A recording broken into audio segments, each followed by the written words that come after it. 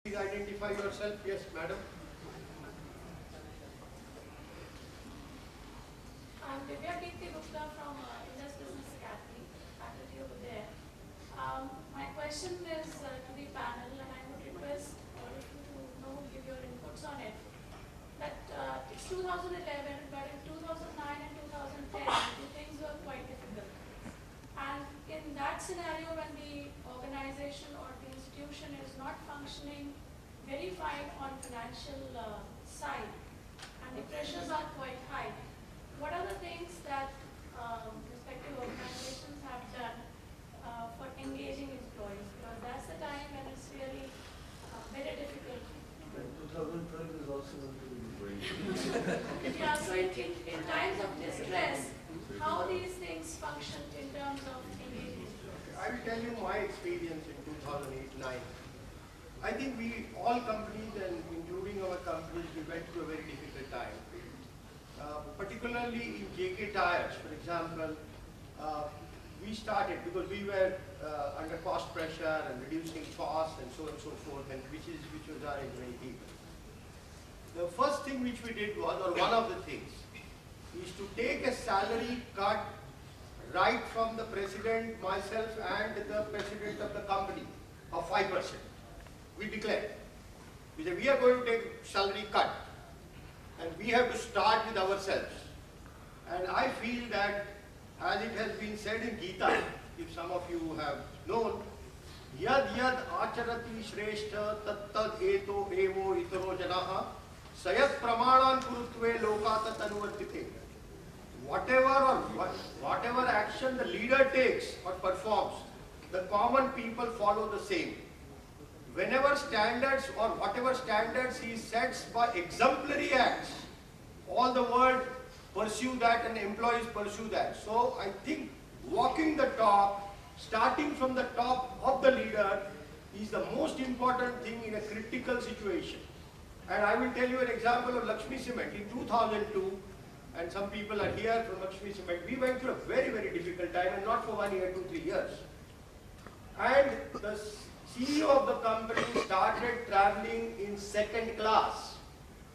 When I joined, I traveled to the plant in second class with him. No airfare and nothing. To show people we mean business. And to get cut and all that. And when we did very well, we had told them that when we do very well, we'll give. When we did very well in cement, making 241 crores net profit about 2 years back, we gave huge increases. People were not given increases for 5 years, but we gave 30%, 40% increases. So people have a tremendous faith that yes, when the company is doing well, I think it can work. And people, communication, again and again. Right from the MD and all that, you have to go down to people and communicate and hear them. It is not only one way. Listen to them, find out about their issues, their concerns, their problems, and throw the thing. What should we do? I mean, just because of the senior leader, we think we know everything? No. Ask them. Some people said we will take a salary cut just like you, so that the cost reduces. That's fine, great. So I would request my panelists, if whosoever would like to share his experience, and I feel that the leader he has to be in the trenches at that time.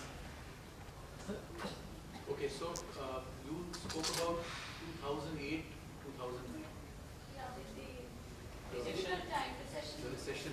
So at that point, I was with Right Management. We were a consulting firm, and because of the recession, obviously business was impacted because a lot of companies decided not to take initiatives in talent management, save money. So I think one thing was that we were not a very large company. We were about 50 consultants all over India. All of them, knowledge workers, and therefore it was very important for us to communicate the facts to all of them regularly. So we told them that business is not very good.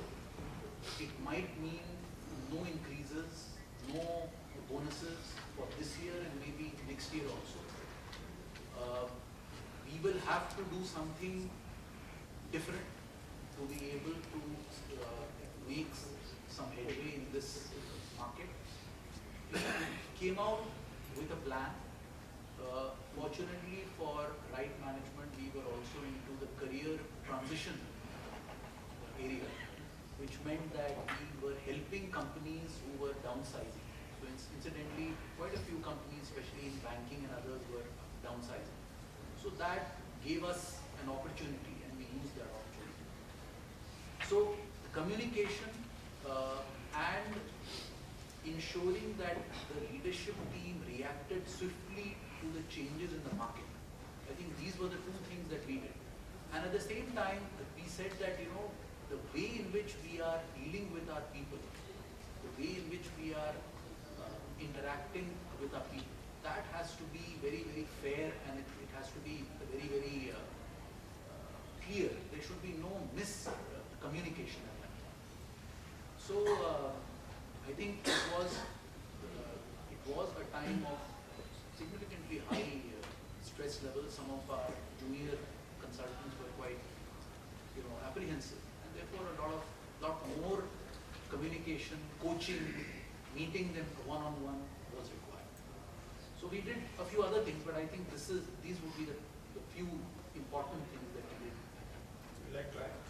And I think engaging employees during difficult times is as much important as we have during good times or when we are going for business expansion, because during difficult economic times, the markets are shrinking, the size of cake is small, and so it is very important that you are able to retain as an organization your own market shares and if possible increase.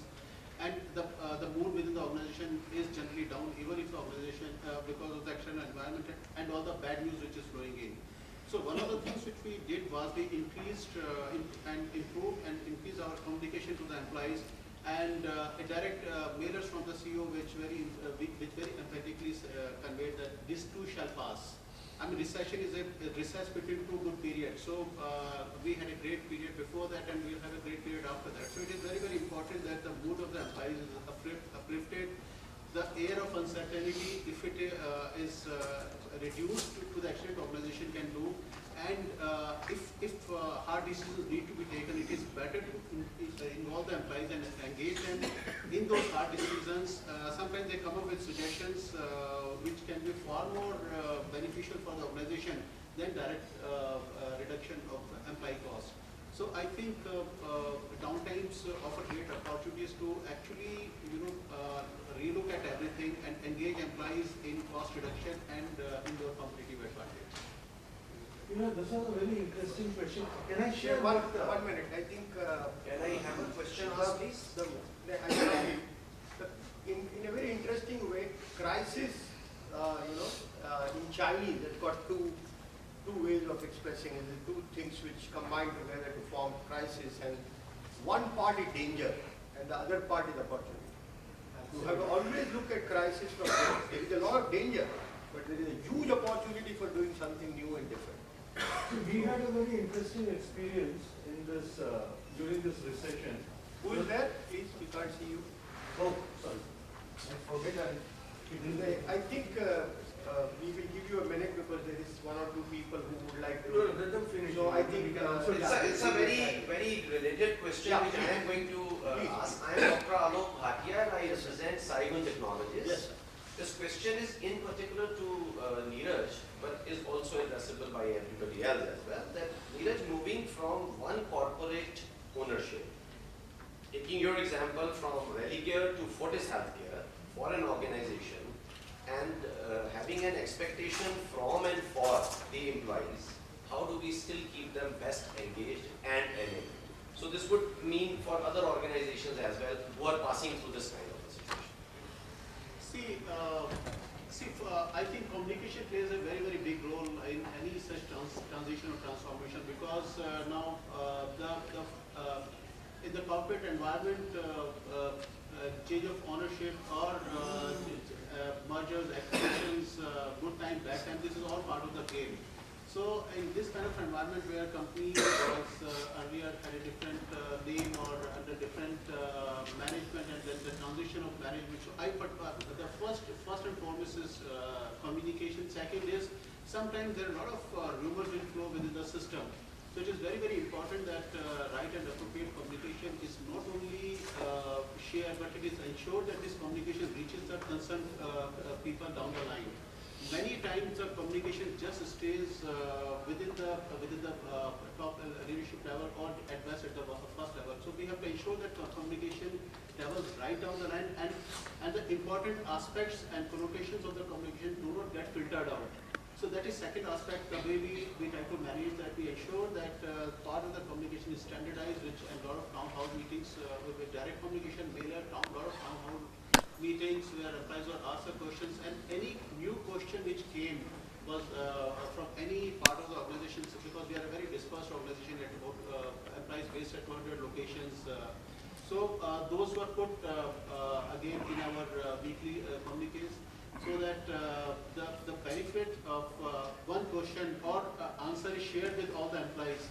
So those were some of the things which we did, and also we very, very categorically communicated that this transition will not affect people in any way, because which was affected as the case. But you are right, there were a lot of apprehension within the system about this transition, which we handled through open, transparent, and direct and layered communication.